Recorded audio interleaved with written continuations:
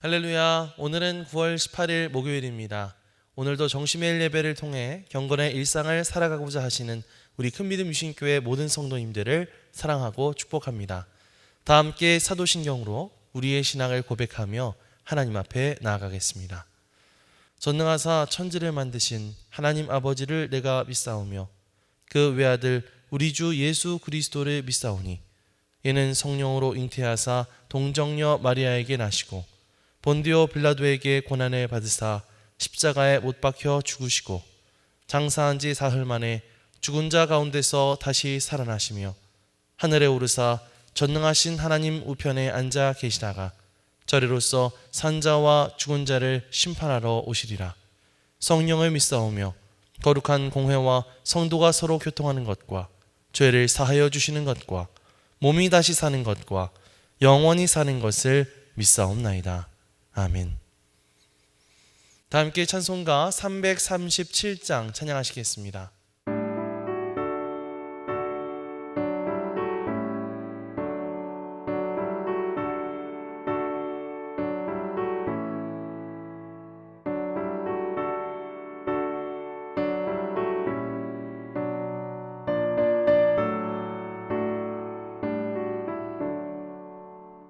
내 모든 시험 무거운 짐을 주 예수 앞에 아뢰이며 근심에 쌓인 날 돌아보사 내 근심 모두 맡으시네.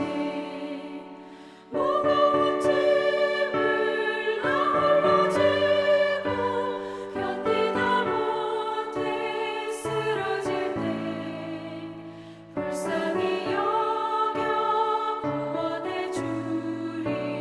은혜의 주님 오직 예수.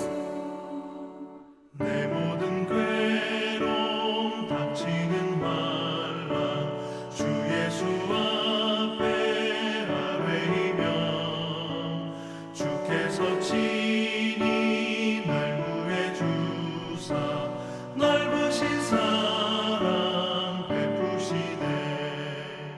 무거운 짐을 나 홀로 지고 견디다 못해 쓰러질 때 불쌍히 여겨 구원해 주리.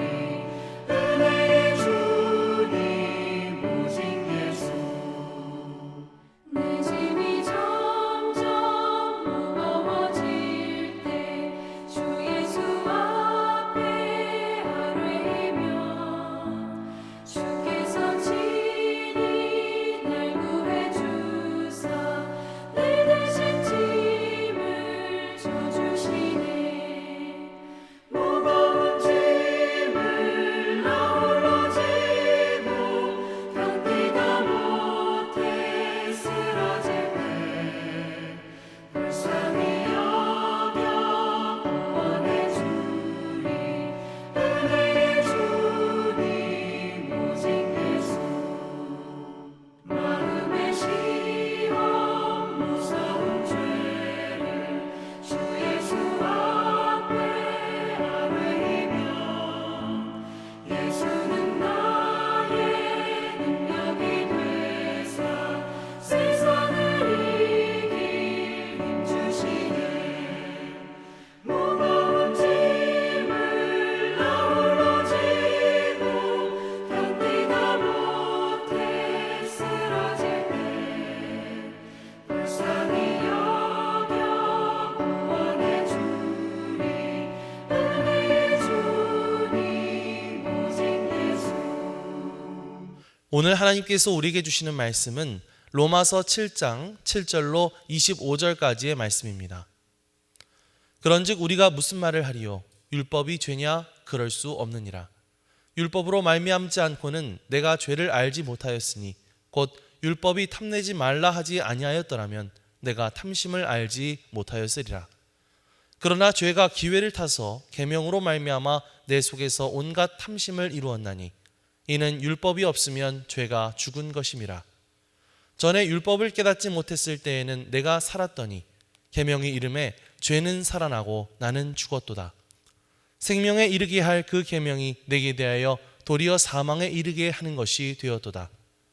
죄가 기회를 타서 계명으로 말미암아 나를 속이고 그것으로 나를 죽였는지라. 이로 보건대 율법은 거룩하고 계명도 거룩하고 의로우며 선하도다. 그런즉 선한 것이 내게 사망이 되었느냐? 그럴 수 없느니라. 오직 죄가 죄로 드러나기 위하여 선한 그것으로 말미암아 나를 죽게 만들었으니 이는 계명으로 말미암아 죄로 심히 죄 되게 하려 함이라. 우리가 율법은 신령한 줄 알거니와 나는 육신에 속하여 죄 아래에 팔렸도다. 내가 행하는 것을 내가 알지 못하노니 곧 내가 원하는 것은 행하지 아니하고 도리어 미워하는 것을 행함이라.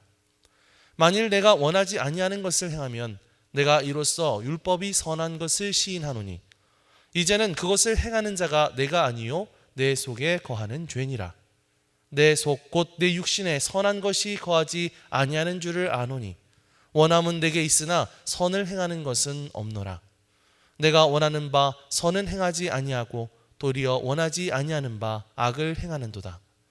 만일 내가 원하지 아니하는 그것을 하면 이를 행하는 자는 내가 아니요 내 속에 거하는 죄니라. 그러므로 내가 한 법을 깨달았노니 곧 선을 행하기 원하는 나에게 악이 함께 있는 것이로다. 내 속사람으로는 하나님의 법을 즐거워하되 내 지체 속에서 한 다른 법이 내 마음의 법과 싸워 내 지체 속에 있는 죄의 법으로 나를 사로잡는 것을 보는도다. 오호라, 나는 곤고한 사람이로다. 이 사망의 몸에서 누가 나를 건져내랴? 우리 주 예수 그리스도로 말미암아 하나님께 감사하리로다. 그런즉 내 자신이 마음으로는 하나님의 법을, 육신으로는 죄의 법을 섬기노라. 이는 하나님의 말씀입니다. 아멘. 할렐루야. 오늘도 말씀을 듣는 여러분의 심령 속에 성령님의 감동이 함께하여 주시기를 간절히 축원합니다. 사도 바울은 로마서 6장에서 우리가 예수 그리스도와 함께 죽고 예수 그리스도와 함께 살아났다고 말했습니다. 그렇기 때문에 이제는 우리가 죄의 종으로 살 필요가 없고 하나님께 의의 종으로 살아가야 한다라고 선포했죠. 이어서 7장 초반에서 사도 바울은 한 걸음 더 나아가서 우리가 율법에 대하여서도 죽었다라고 선언합니다. 율법의 지배 아래 있던 옛사람은 십자가에서 죽었기 때문에 이제는 새 영으로 하나님을 섬기는 삶이 시작되었다는 것이죠. 자, 그런데 이 편지를 읽던 당시 유대인 출신 그리스도인들의 입장에서는 큰 충격이었을 것입니다. 왜냐하면 그들에게 있어서 이 율법이라고 하는 것은 하나님께서 주신 가장 큰 선물이었고 또 이스라엘을 이스라엘답게 하는 정체성이었기 때문이죠. 그런데 사도 바울은 그런 율법을 계속해서 뭔가 부정하는 말을 하고 있기 때문입니다.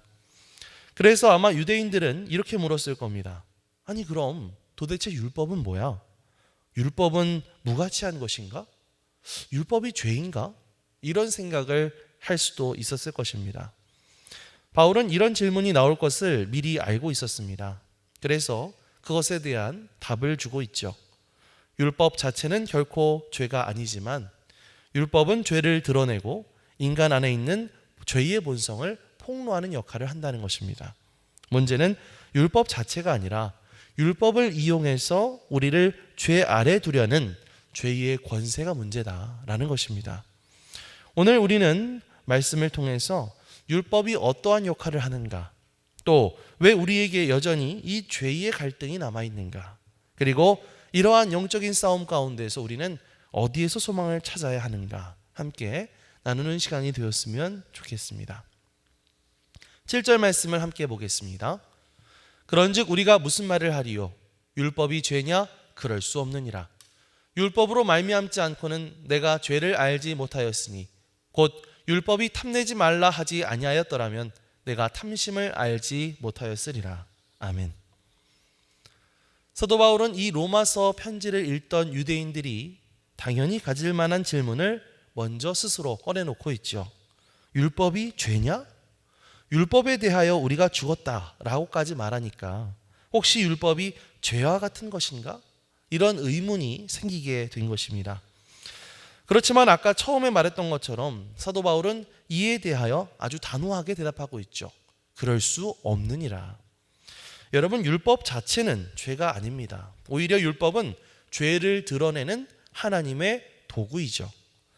바울 자신이 이 탐내지 말라라는 계명을 통해서 내 안에 도사리고 있는 탐심을 발견할 수 있었던 것처럼 이 율법이라고 하는 것은 죄의 실체를 드러내는 역할을 해준다는 것이죠. 여러분, 아침에 일어나셔서 세수하러 화장실에 가시면 거울에 비친 내 모습을 볼 수가 있습니다. 거울을 보면 지금 내 상태가 어떤지를 알 수가 있죠. 얼굴이 더러운지 깨끗한지, 머리가 흐트러졌는지 단정한지, 이 거울을 보면 다 드러납니다. 하지만 거울은 단지 그러한 나의 모습을 보여줄 수는 있지만 그런 내 얼굴을 깨끗하게 씻겨줄 수는 없는 것이죠. 율법도 마찬가지라는 거예요. 율법은 우리 안에 있는 죄의 모습을 볼 수 있게 해주는 거울의 역할을 합니다. 그러나 그 율법 자체로 죄를 씻어주는 능력은 없다는 것이죠. 죄를 씻어줄 수 있는 분은 오직 예수 그리스도 한 분뿐이시라는 것입니다. 그래서 사도 바울은요, 12절 말씀을 보면 이로 보건대 율법은 거룩하고 계명도 거룩하고 의로우며 선하도다, 이렇게 말합니다. 율법 자체는 거룩하고 선한 것인데 문제는 바로 죄인 것이죠. 죄가 이 율법을 이용해서 우리를 속이고 우리를 죽음에 이르게 한다는 것입니다. 11절입니다. 죄가 기회를 타서 계명으로 말미암아 나를 속이고 그것으로 나를 죽였는지라.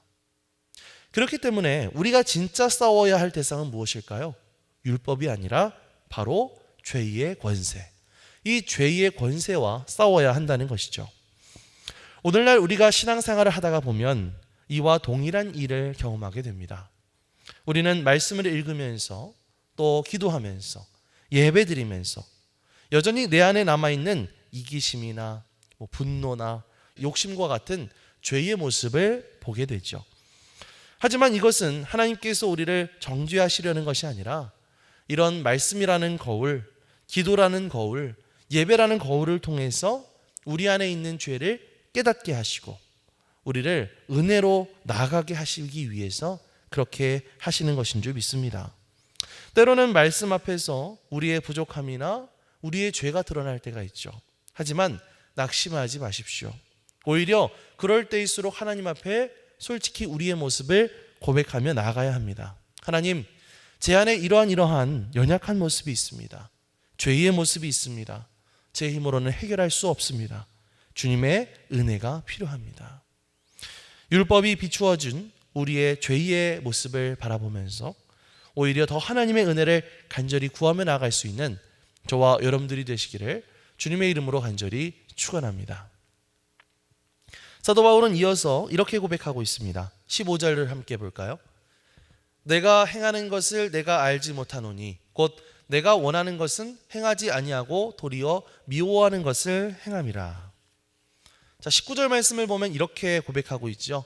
내가 원하는 바 선은 행하지 아니하고 도리어 원하지 아니하는 바 악을 행하는도다.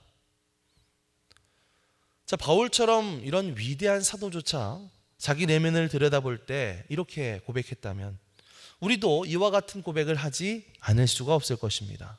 어떤 고백입니까? 나는 선을 행하기를 원하지만 실제로는 악을 행하고 있다 라고 하는 솔직한 고백이죠. 여기서 우리는 아주 중요한 사실을 하나 발견할 수 있는데요. 아무리 거듭난 성도라 할지라도 성령으로 새 생명을 얻은 사람이라 할지라도 여전히 그 육신 안에는 죄의 본성이 남아있을 수 있다는 것입니다. 그래서 내 속사람은 하나님의 법을 즐거워하지만 내 육신은 여전히 그 죄의 습관, 죄의 법에 붙잡혀 있는 상태라는 것이죠. 이 긴장은 신자의 삶 속에 끝까지 존재합니다. 사랑하는 성도 여러분, 이게 무슨 뜻일까요?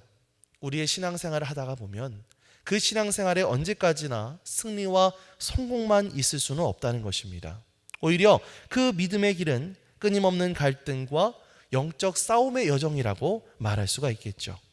바울은 그러한 현실을 있는 그대로 고백했던 것입니다. 때로는 우리가 신앙생활을 하면서 고민할 때가 있죠. 왜 나는 예수님 믿는다고 말하면서도 늘 영적으로 이렇게 자꾸만 낭망하고 실패하는 걸까? 왜 나는 예수님을 믿으면서도 이렇게 변화되기가 어려울까? 하면서 탄식하는 순간들이 있습니다. 그런데 놀라운 사실은요, 그러한 고민과 탄식이야말로 우리가 신앙 안에 살아있다는 증거라는 것입니다. 죄에 무감각한 사람은요, 이러한 고민조차 하지 않기 때문이죠. 물론 그렇다고 해서 안심해서는 안 되겠죠. 사도 바울이 계속해서 자신의 연약함을 고백하고 영적인 싸움을 싸웠던 것처럼 우리도 계속해서 고백하고 계속해서 싸워나가야 합니다. 주님, 선을 행하지만 계속해서 악에 넘어지는 이런 나의 모습을 긍휼히 여겨 주시옵소서. 내가 넘어진다 할지라도 주님의 은혜로 다시 일어서게 하여 주시옵소서. 이렇게 기도하며 나아가는 저와 여러분들이 되시기를 주님의 이름으로 간절히 축원합니다. 사도 바울은 이렇게 치열한 내적 갈등을 겪으면서 말합니다. 우리 22절과 23절입니다. 내 속사람으로는 하나님의 법을 즐거워하되 내 지체 속에서 한 다른 법이 내 마음의 법과 싸워 내 지체 속에 있는 죄의 법으로 나를 사로잡는 것을 보는도다. 여러분, 이것이 바로 우리의 현실입니다.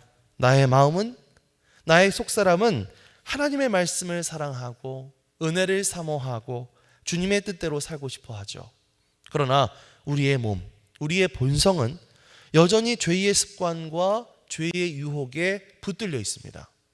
그러다 보니까 늘 이 두 법이 우리 안에서 충돌하고 있는 것이죠. 이 갈등의 절정에서 사도 바울은 이렇게 절규합니다. 오호라, 나는 곤고한 사람이로다. 이 사망의 몸에서 누가 나를 건져내랴. 이 탄식은요, 단순한 좌절의 외침이 아닙니다. 인간 자신의 힘으로는 해결할 수 없음을 고백하는 자리입니다. 바울이 깨달은 것은 나의 의지와 나의 결단만으로는 죄의 권세에서부터 절대로 벗어날 수 없구나 라고 하는 사실이었습니다. 하지만 그 절규 뒤에 곧바로 사도 바울의 감사의 고백이 이어지게 되는데요. 이렇게 말합니다. 우리 주 예수 그리스도로 말미암아 하나님께 감사하리로다. 아멘. 여러분, 이 바울의 고백에서 우리는 소망을 발견할 수 있는 것이죠. 죄와의 싸움에서 우리가 얻을 수 있는 것은 율법도 아니고 나의 노력도 아니고 오직 예수 그리스도, 그 예수 그리스도를 발견할 수 있게 되는 것입니다. 주님께서 십자가에서 이미 죄와 사망의 권세를 꺾으셨기 때문에 우리는 그분 안에서 승리와 자유를 누릴 수 있는 것이죠. 사랑하는 성도 여러분, 은혜의 빛이 밝은 것은요, 어쩌면 그만큼 절망의 자리가 깊기 때문이 아닐까 생각이 듭니다. 어둠 속에서 빛이 더 밝게 느껴지는 것처럼 말이죠. 바울이 하는 절규는 곧 우리 자신의 고백이기도 합니다. 주님, 저는 곤고한 사람입니다. 누가 이 사망의 몸에서 나를 건져내 주시겠습니까? 하지만 이것은 동시에 우리의 감사의 고백이 되기도 하죠. 주님, 그런데 그런 상황 가운데서 저를 건져내 주신 분이 바로 예수님이십니다. 주님께서 나를 건지셨습니다. 여러분, 이것이 바로 신앙의 역설입니다. 내 힘으로는 안 된다는 절망이 은혜의 출발점이 되기도 하고요. 나의 무능력함이 바로 예수 그리스도의 능력을 붙드는 계기가 되기 때문이기도 하죠. 그렇기 때문에 신앙생활은 포기의 길도 아니요, 의지의 길도 아니요, 은혜의 길인 줄 믿습니다. 오늘 우리도 마찬가지입니다. 여전히 살아가다 보면 죄의 유혹이 끊이지 않고 때로는 내 자신이 너무나 연약하게 느껴질 때가 많죠. 그러나 그때마다 우리가 붙잡아야 할 이름은 무엇일까요? 바로 예수 그리스도의 이름인 줄 믿습니다. 날마다 주님의 은혜를 구할 때 우리는 사도 바울처럼 절규를 넘어 감사로, 곤고함을 넘어 승리로 나아가게 될 줄 믿습니다. 오늘도 절망 속에서 새로운 소망을 주시는 예수 그리스도, 그분의 은혜를 붙잡고 살아갈 수 있는 저와 여러분들이 되시기를 주님의 이름으로 간절히 축원합니다. 아멘. 기도하겠습니다. 사랑과 은혜가 풍성하신 하나님 아버지, 오늘 저희에게 로마서 7장의 말씀을 통하여 주님의 은혜를 다시 한번 깨닫게 하심에 감사를 드립니다. 주님, 율법은 마치 거울처럼 우리의 죄를 드러내 주지만 우리를 구원하지 못한다는 사실을 알게 하셨사오니 날마다 주님의 은혜만 붙잡게 하여 주시옵소서. 선을 행하지 못하고 원하지 않은 악만 행하며 살아가는 우리의 곤고한 모습을 불쌍히 여겨 주시옵소서. 넘어지고 또 넘어져도 절망하지 않고 다시 주님의 은혜를 의지하며 일어서는 성도들 되게 하여 주시옵소서. 오호라 나는 곤고한 사람이로다 라고 고백했던 바울의 고백이 우리의 고백이 되게 하시고, 동시에 우리 주 예수 그리스도로 말미암아 하나님께 감사리로다 라는 찬양도 우리의 찬양이 되게 하여 주옵소서. 오늘도 우리를 건져내시고 승리케 하시는 예수 그리스도의 이름을 붙잡으며 감사와 결단으로 이 한 주를 살아가게 하여 주시옵소서. 감사드리며 예수 그리스도의 이름으로 기도드리옵나이다. 아멘.